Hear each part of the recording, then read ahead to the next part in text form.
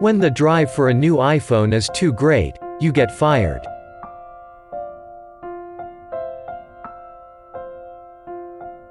I work as an executive support technician for a large company. I have a team of 8 people under me, and we support high-ranking executives and their administrative assistants. Because of the nature of our work, we have the ability to get things done that the standard help desk cannot. We can force upgrades that would otherwise be denied, get things expedited, skip the normal procedures, and talk directly with the people who fix the issues. While we are executive support, there are still levels. When the CEO is in town, one of us is camped outside of wherever he might be in case there is any sort of issue. For lower people, we make sure things get done as quick as possible, but it's not a drop everything situation. As we prepped for the releases of the new iPhones, we braced for the flood of, "I need this," that inevitably happens. We slot in orders immediately for the top of the pyramid guys, and then work our way down, replacing, or sometimes having to tell them that they have to wait because the device they have is too new to warrant replacing. So on Monday, the EA of a lower-end exec put in a request to get both herself and the exec new 256GB iPhone X's. The exec was put on the approval list, with a wait, but the EA was denied. She had just been issued an iPhone 7 a few months ago, and she began to raise hell about, "I have to support him, so I need to have the exact same phone, etc., etc." Still denied. On Tuesday, I get a ticket from the EA, "iPhone will not turn on, require replacement with attached ticket for iPhone 10 request." I send one of my drones out to investigate and I immediately get a text saying I have to get out there. I get out there and the iPhone is wet, not just wet, but dripping wet, like just pulled out of a glass of water, wet with a screen that could only be called heavily cracked. The EA states, "I was using it and it fell into my water bottle." So, we take the phone back to our area and I've called my manager over and we explain it. It's obvious what has happened. We've toweled it off and when we turn it over, water drizzles out of the cracked screen. Well, as luck would have it, we have spares, so I pluck a nice 64GB rose gold iPhone 6s that was returned when the previous owner departed the company. I call and have the SIM reprovisioned. I reassign the phone in AirWatch and I have the phone returned to the EA. 10 minutes later, said EA is at our door, ranting, screaming, saying that she can't work like this, she needs a new phone and, if we don't give her one, executive will make us give her one. I step in and tell her, a permanent replacement is just beginning the process, we have had to issue you this phone as a loaner so you can continue working until a permanent replacement is sourced. Wednesday, the approval process has come back denied for her replacement, the loaner phone is now her permanent phone. This info is relayed to the EA, who is fuming, lots of, "Executive will hear about this," and statements of, "I can't believe this is happening to me, how will I work?"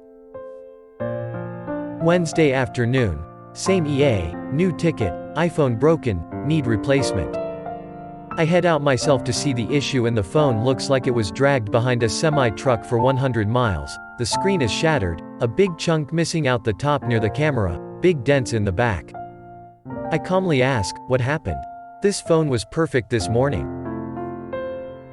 The reply, "Well, since you gave me an old phone, my case didn't fit and it slipped out of my hands and fell down the stairs."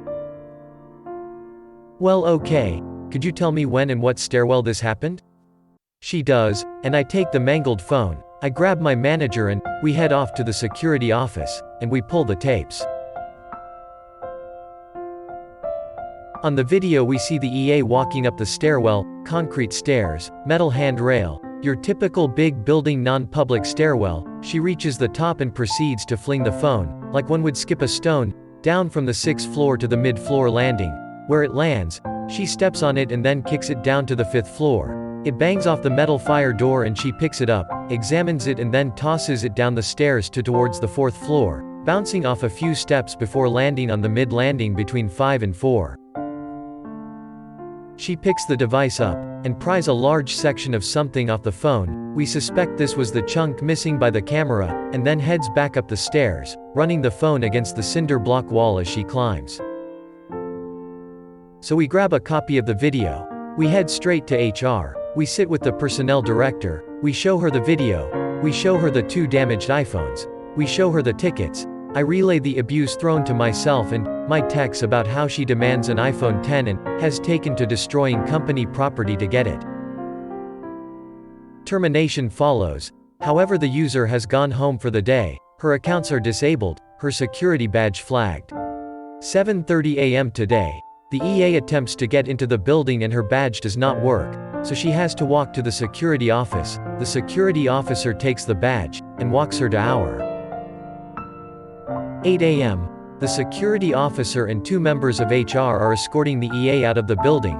She's alternating between yelling and crying, demanding that executive be called and that she's being framed.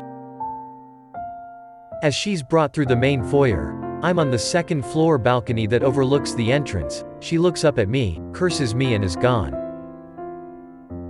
Both phones, her laptop and other equipment have been placed with the legal team as a precaution. Company policy when there is a messy separation. Maybe I'll buy my team pizza for lunch today, seems like the right thing to do.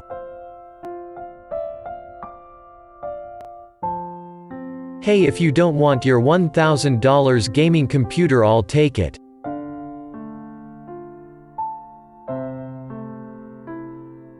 This happened a while ago. I own my own computer repair business, and a customer called me up asking me to build them a computer.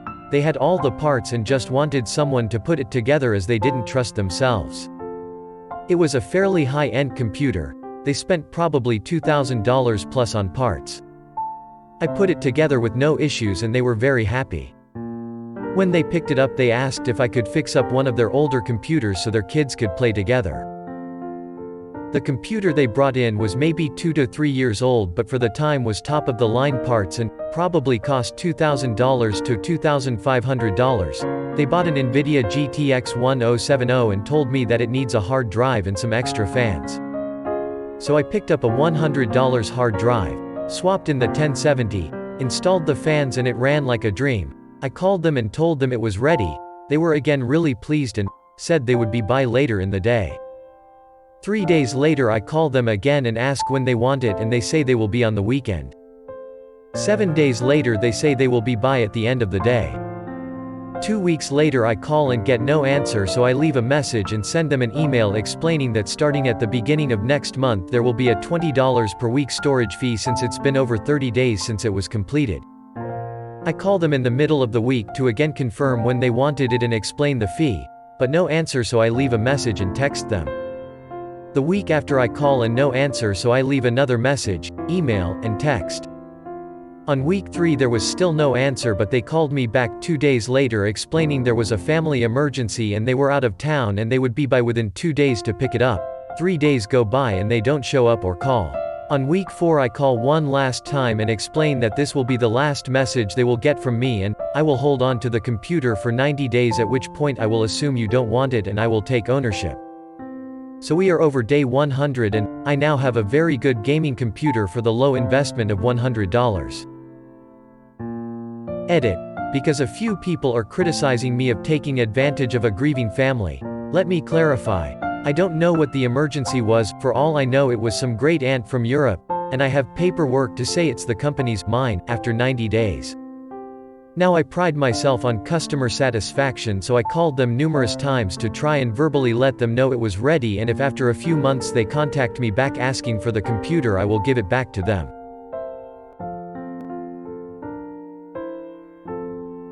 No sir, I can't show you how to commit a federal crime.